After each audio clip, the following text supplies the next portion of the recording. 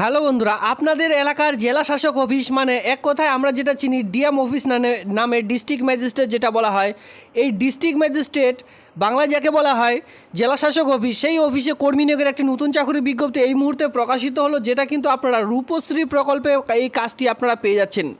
তো আপনাদের এলাকার এই যে সকল মেয়েদের বিয়ে হয় 18+, ঠিক আছে, 18+ থেকে যে সকল মেয়েদের বিয়ে হয় তাদের 25,000 টাকা করে যে ভাতা দেওয়া হয় এককালীন, এই 25,000 টাকা ভাতাতে দেওয়া হয়, সেই দপ্তরে আপনারা এই কাজটি পেয়ে যাচ্ছেন। তো আপনারা যদি কেউ এই পোস্টের জন্য আবেদন করতে চান, আবেদন করে নিতে পারেন। এখনও পর্যন্ত কিন্তু আবেদন চলছে। কি করে আবেদন করবেন, আবেদনের প্রক্রিয়া কী রয়েছে, এই সমস্ত রকম বিস্তারিত জানাবো আজকের একটি ভিডিওর মাধ্যমে। তো ভিডিওটি প্রথম থেকে শেষ পর্যন্ত দেখলে কমপ্লিটলি ইনফরমেশন কিন্তু পেয়ে যাচ্ছেন।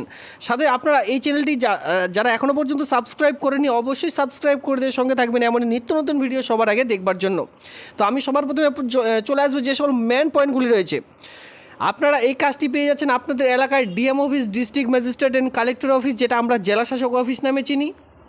আপনাদের এখানে অল ওভার ওয়েস্ট বেঙ্গল থেকে এখানে কিন্তু মেল ফিমেল উভয়ে আবেদন করে নিতে পারবেন।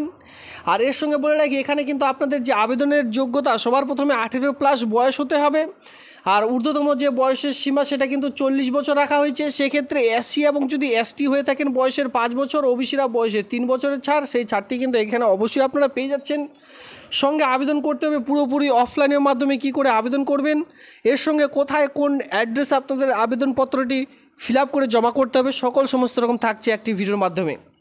সবার প্রথমে বলে রাখি, নোটিশগুলি যদি আপনারা কেউ খুঁজছেন সেক্ষেত্রে নোটিশগুলির লিঙ্ক দেওয়া থাকে সবসময় টেলিগ্রাম গ্রুপ এখনও পর্যন্ত যুক্ত না হলে সেখান থেকে নোটিশগুলি ডাউনলোড করে খুব শীঘ্রই আবেদনগুলি করে নিতে পারবেন। তো দেখুন বন্ধুরা, হচ্ছে আপনাদের পুরোপুরি অফলাইনের মাধ্যমে ডেটা এন্ট্রি অপারেটর কাজটি পেয়ে যাচ্ছেন রূপশ্রী প্রকল্পে। আপনাদের এলাকার যে সকল বোনেদের 18+ হয়ে গেছে বা তাদের যে বিয়ে ঠিক হয়ে গেছে তাদের জন্য রাজ্য সরকার যে এককালীন ভাতা দিয়ে থাকে 25,000 টাকা, সেই প্রকল্পের নাম হচ্ছে আমরা জানি যে রূপশ্রী প্রকল্প। সেই রূপশ্রী প্রকল্পে কিন্তু কর্মী নিয়োগের একটা নতুন চাকরির বিজ্ঞপ্তি এই মুহূর্তে প্রকাশিত হয়েছে। তো চলো বেশি দেরি না করে সেই আবেদনটি কী করে করবেন, অন স্ক্রিনে দেখতে পাচ্ছেন এটা হচ্ছে অ্যাপ্লিকেশন ফরম্যাট। জাস্ট আপনাদের এই অ্যাপ্লিকেশন ফরম্যাটটি প্রিন্ট আউট করে নিতে হবে। এ ফিক্সড অ্যাটাচড এখানে যে পাসপোর্ট মাপের ছবি সেটা কিন্তু জাস্ট এখানে বেঁধে দিতে হবে। নিচে দেখতে পাচ্ছেন এখানে আপনাদের হাজব্যান্ড নেম, এরপরে ফাদার্স নেম এখানে কিন্তু বলা হয়েছে নেম অফ দ্য অ্যাপ্লিকেন্ট, যেখানে আপনার পুরো নাম বসাতে বলা হয়েছে। উপরে দেখতেই পাচ্ছেন সমস্ত রকম কিন্তু আপনাদের ম্যাট্রিকুলেশন এসএসসি, যেটা আমি আপনাদের বলেছিলাম মাধ্যমিক উচ্চ মাধ্যমিক পাস শিক্ষাগত যোগ্যতা দেখেই এই সকল কিন্তু ফিল আপ করার চেষ্টা করবেন। আধার কার্ড ভোটার কার্ড দেখে ফিল আপ করার চেষ্টা করবেন না, প্রত্যেকটি ভিডিওতেই কিন্তু বলে থাকি। এখানে আপনারা দেখতে পারবেন ফাদার্স নেম, এখানে আপনার বাবার নাম বসিয়ে দিতে হবে। যারা বিবাহিত মহিলাদের ক্ষেত্রে এখানে হাজব্যান্ডের নামও কিন্তু বসিয়ে দিতে পারেন। এরপরে ক্যাটাগরি দেখতে পাচ্ছেন আপনি কোন ক্যাটাগরিতে বিলং করছেন, এসসি নাকি এসটি নাকি ওবিসি, যে ক্যাটাগরিতে বিলং করছেন সেই ক্যাটাগরিতে কিন্তু আপনারা এখানে আবেদন করতে পারবেন। এরপরে চলে আসবো ডেট অফ বার্থ। আপনাদের অ্যাডমিট কার্ড রয়েছে আপনাদের কাছে অবশ্যই মাধ্যমিকের, সেই মাধ্যমিকের অ্যাডমিট কার্ড দেখে সবার প্রথমে ডেট, এরপর একটি স্ল্যাশ দিয়ে জাস্ট এখানে বলা হয়েছে মান্থ, এরপর আরেকটি স্ল্যাশ দিয়ে এখানে ইয়ার দেখতে পাচ্ছেন, ইয়ারটি বসিয়ে দেবেন হুবহু।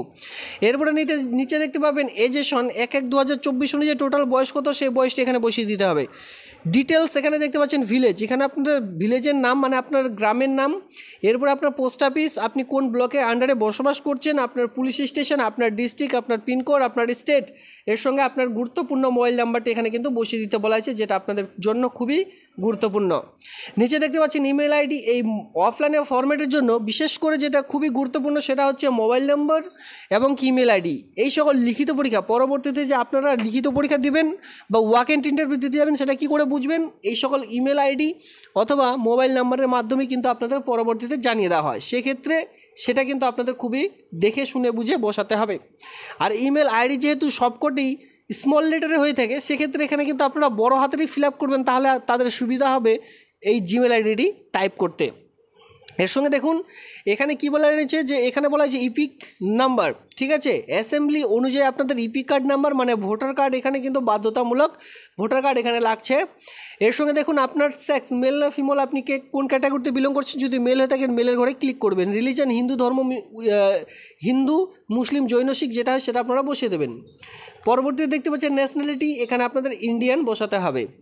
এরপরে নিচে আরও চলে আসবেন, এখানে আপনারা দেখতে পাচ্ছেন এডুকেশনাল কোয়ালিফিকেশন। সবার প্রথমে কি বসাবেন, এই যে ঘরটি রয়েছে সেকেন্ডারি পাস্ট, এখানে জাস্ট আপনারা বসাবেন এমপি, সবার প্রথমে মাধ্যমিক। এরপরে কোন বোর্ডের আন্ডারে পাস করেছেন, যদি WBBSE যেটা স্কুল বোর্ডের আন্ডারে পাস করে থাকেন সেটা বসাবেন। কত সালে পাস করেছেন মাধ্যমিক সেটা বসাবেন। টোটাল কতর মধ্যে পরীক্ষা ছিল। এরপরে দেখতে পাচ্ছেন মার্ক অফ 10, মানে আপনি কত পেয়েছেন সেটা এখানে বসিয়ে দিতে হবে। এরপরে আপনার সে পার্সেন্টেজ এখানে বসিয়ে দিলেন। ক্লিয়ার। এরপরে দেখতে পাচ্ছেন এইচএস, এখানে আপনাদের কিন্তু এইচএস বসিয়ে দিলেন। কোন বোর্ডের আন্ডারে, যদি স্কুল বোর্ডের আন্ডারে হয়ে থাকে সেক্ষেত্রে WBCHSE যেটা west Bengal council of higher secondary education, সেটা কিন্তু এখানে বসিয়ে দিলেন। শর্ট ফর্মে বসাবেন। কত সালে পাস করেছেন উচ্চ মাধ্যমিক, কত নাম্বারের মধ্যে পরীক্ষা ছিল, যেটা কিন্তু 500-র মধ্যে পরীক্ষা হয়ে থাকে স্কুল বোর্ডের মাধ্যমে, আর সেটা ইয়ার অনুযায়ী রয়েছে। যারা 2013 সালে পাস করেছেন, 2006 সালে পাস করেছেন তাদের জন্য একটু আলাদা হবে। সেই হিসেবে আপনারা বসিয়ে দিলেন টোটাল মার্ক অফ 10 কত পেয়েছেন, কত পার্সেন্টেজ মার্ক নিয়ে পাস করেছেন, এইভাবে গ্র্যাজুয়েশন পাস পর্যন্ত বসিয়ে দিলেন।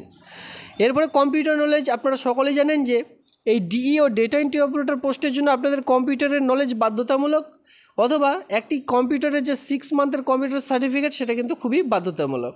সেক্ষেত্রে এখানে আপনাদের কম্পিউটার সার্টিফিকেট বসাতে হবে। কোন এক্সাম বোর্ড দেখতে পাচ্ছেন এখানে আপনার যে সার্টিফিকেটটির জন্য আপনি অ্যাপ্লাই করেছিলেন, এক কথায় যে ডিপ্লোমা কোর্সটি আপনি করেছেন সেই ডিপ্লোমা কোর্সটি বসাবেন। যে ইনস্টিটিউট থেকে করেছেন সেটা বসাবেন। কত সালে পাস করেছেন, কতর মধ্যে পরীক্ষা ছিল, কত পেয়েছেন, কত পার্সেন্টেজ মার্ক নিয়ে আপনি পাস করেছেন। এক্সপিরিয়েন্স এখানে বলা হয়েছে ইফ এনি, যদি এক্সপিরিয়েন্স কাজের অভিজ্ঞতা থেকে থাকে তাহলে বসাবেন, নাহলে বসানোর প্রয়োজন নেই। নিচে দেখতে পাচ্ছেন ডিক্লারেশন, এই ডিক্লারেশনটি দেখে নেওয়ার পর এখানে আপনারা দেখতে পাচ্ছেন signature of the full candidate, এখানে আপনার পুরো সিগনেচার করে দিয়ে ডেট প্লেস করে দিয়ে আপনাদের কিন্তু জাস্ট এই ফর্মটি জমা করে দিলে আবেদনপত্রটি কমপ্লিটলি হয়ে যাবে। এর সঙ্গে আপনাদের আর কী কী ডকুমেন্টস জমা করতে হবে চলো আমি আপনাদের এক এক করে দেখিয়ে দিই। তো আবেদনপত্রের সঙ্গে কোন কোন ডকুমেন্টস আপনারা জমা করবেন তার থেকে আমি আপনাদের একটু দেখিয়ে দিই এখানে যে কত তারিখ থেকে আবেদনটি শুরু হয়েছে, কত তারিখ পর্যন্ত এই আবেদনটি চলবে। এখানে দেখুন 24/6/2024, এই মাসের 24 তারিখ থেকে আবেদনটি শুরু হয়েছে ঠিক 11টার সময়, আর আবেদনটি চলবে 8/7/2024 তারিখ বিকেল 5টা পর্যন্ত। সামনের মাসের 8 তারিখ পর্যন্ত আপনারা কিন্তু এখনও সময় রয়েছে আবেদন করার জন্য, বা এখান থেকে এখনও পর্যন্ত কিন্তু আপনারা সময় পেয়ে যাচ্ছেন আবেদনটি করবার জন্য। এরপরে উপরের পয়েন্টটি আপনারা দেখলে এখানে আপনারা বুঝতে পারবেন যে যা কমিউনিকেশন অ্যাপ্লিকেশান, সেই অ্যাপ্লিকেশনের সঙ্গে আপনাদের কী কী ডকুমেন্টস জমা করতে হবে। ইনকমপ্লিট অ্যাপ্লিকেশন যদি থেকে থাকে সেক্ষেত্রে সে ফর্মটি রিজেক্ট হয়ে যাবে। এজ ক্রাইটেরিয়া আপনাদের জমা করতে হবে। রিকোয়ার্ড এডুকেশনাল কোয়ালিফিকেশন, যেমন ধরুন এখানে BA পাস আছে, আপনারা BA পাস দেননি তাহলে কিন্তু সেই ফর্মটি রিজেক্ট হয়ে যাবে। এখানে বলা হচ্ছে উইথ আর প্রপার ফটোগ্রাফ অ্যান্ড সিগনেচার, যদি আপনারা ঠিকঠাকভাবে ফটোগ্রাফ না বসে থাকেন অথবা সিগনেচার না করে থাকেন এনি আদার ক্রাইটেরিয়া রিজনের জন্য কিন্তু আপনার সে ফর্মটি রিজেক্ট হয়ে যেতে পারে। এবার যে অ্যাপ্লিকেশন ফর্মের সঙ্গে যে সকল ফর্মগুলি আপনাদের জমা করতে হবে সেলফ অ্যাটাস্টেড করে, সেটা আমি আপনাদের বলে দিলাম। সবার প্রথমে মাধ্যমিকের অ্যাডমিট কার্ড দেবেন, মাধ্যমিকের মার্কশিট, মাধ্যমিকের সার্টিফিকেট প্রদান করতে পারেন। এইচএসের সেমভাবে এইচএসের রেজাল্ট, এর সঙ্গে সার্টিফিকেট, এর সঙ্গে চলে আসবেন বিএর সার্টিফিকেট, এর সঙ্গে রেজাল্টগুলি কিন্তু দিয়ে এর সঙ্গে আধার কার্ড অথবা ভোটার কার্ড, অবশ্যই আপনাদের ভোটার কার্ড দিতেই হচ্ছে, সঙ্গে আপনারা আধার কার্ডও অ্যাটাচ করে দিতে পারেন। এর সঙ্গে আপনারা কি করবেন, নর্মালি 6 মান্থের একটি যে কম্পিউটারের সার্টিফিকেট রয়েছে সেটা আপনারা এখানে অ্যাটাচ করে দিয়ে সেলফ অ্যাটাস্টেড করে একটি খামের মধ্যে ভরে তারপরে কিন্তু ফর্মটি জমা করতে হবে। ড্রপ বক্সের মাধ্যমে জমা করে দিলে আবেদনটি কিন্তু কমপ্লিট হয়ে যাবে, এখানে সেটাই বলা রয়েছে। ঠিক আছে, এখানে দেখতেই পাচ্ছেন। তো এবার আমি আপনাদের বলি এখানে কিন্তু যে মোড অফ এক্সামিনেশন রয়েছে, এখানে দেখুন কীভাবে নিয়োগটি করতে চলেছে। 100 মার্কের সবার প্রথমে কোয়েশ্চেন থাকবে it the 3 stage selection process the within 100 marks. এখানে কিন্তু 100 মার্কের আপনাদের কোয়েশ্চেন থাকবে, রিটেন টেস্ট থাকবে, যেখানে general knowledge, current affairs, general mentality ability, সঙ্গে আর্থমেটিক, ইংলিশ অ্যান্ড অ্যাসোসিয়েট 15 মার্কের কিন্তু এখানে থাকছে। ক্লিয়ার। এরপরে কম্পিউটার টেস্ট থাকবে আপনাদের 40 মার্কের, পার্সোনালিটি টেস্ট থাকবে আপনার 40 মার্কের, এইভাবে করে টোটাল 100 মার্কের যে কোয়েশ্চেন সেটা কিন্তু থাকবে। টোটাল আপনাদের 3টে স্টেজে এই নিয়োগটি করতে চলেছে। সবার প্রথমে রিটেন টেস্টে উত্তীর্ণ হতে পারলে কম্পিউটার টেস্ট যেটা 40 মার্কের, এরপরে কিন্তু সর্বশেষে রয়েছে পার্সোনালিটি টেস্ট যেটা কিন্তু আমরা ভিভা ভয়েস নামে পরিচিত বা সেখানে আমরা চিনি। এইভাবে করে যে নিয়োগ সেই নিয়োগটি কিন্তু করতে চলেছে, এখানে সেই ব্যাপারটি বলা রয়েছে। নিচে দেখতে পাবেন জব রেসপন্সিবিলিটি, যেখানে বলা হয়েছে overall responsibility মেনিং the district magistrate unit DPMU district magistrate and collector আমি আপনাদের বলেছিলাম যে এসডিও সাব ডিভিশনাল অফিসার এই সকল কিন্তু দপ্তরে আপনাদের কাজগুলি করতে হবে সেই সকল অফিসে। এখানে এর সঙ্গে এও বলা রয়েছে ডেটা এন্ট্রি কাজগুলি আপনাদের কিন্তু সেখানে করতে হবে। আর এখানে আপনাদের নর্মাল এসেন্সিয়াল কোয়ালিফিকেশন যেটা প্রয়োজন পড়বে সেটা কিন্তু কম্পিউটার লাগবে, গ্র্যাজুয়েশন উইথ অনার্স, ঠিক আছে। আপনাদের কিন্তু কমার্স গ্র্যাজুয়েশন লাগবে উইথ অনার্স নিয়ে, তাহলে আবেদনটি করতে পারবেন। Working knowledge in computer and ability Microsoft office packages, Microsoft office word, excel, power point, internet. এর সঙ্গে কিন্তু আপনাদের টেলির যদি কাজ করে থাকেন সেক্ষেত্রে অগ্রাধিকার পেয়ে যাবেন। Minimum 3 years working experience in government and non government অর্গানাইজেশনে কাজ করার অভিজ্ঞতা আপনাদের থাকতে হবে। এর সঙ্গে graduation in discipline working in computer, এখানে কিন্তু 2 ধরনের রয়েছে, ঠিক আছে। এখানে আমি সবার প্রথমে বলে রাখি এখানে 2 ধরনের পোস্টের জন্য যে নিয়োগ সেই নিয়োগটি করতে চলেছে। সবার প্রথমে দেখতে পাচ্ছেন কমার্স নিয়েও কিন্তু ডেটা এন্ট্রি অপারেটর নিয়োগ করতে চলেছে। কমার্স গ্র্যাজুয়েট যারা রয়েছেন উইথ অনার্স আর একটা পাস কোর্সে যারা গ্র্যাজুয়েশন পাস করেছেন তারাও কিন্তু এখানে আবেদন করতে পারবেন।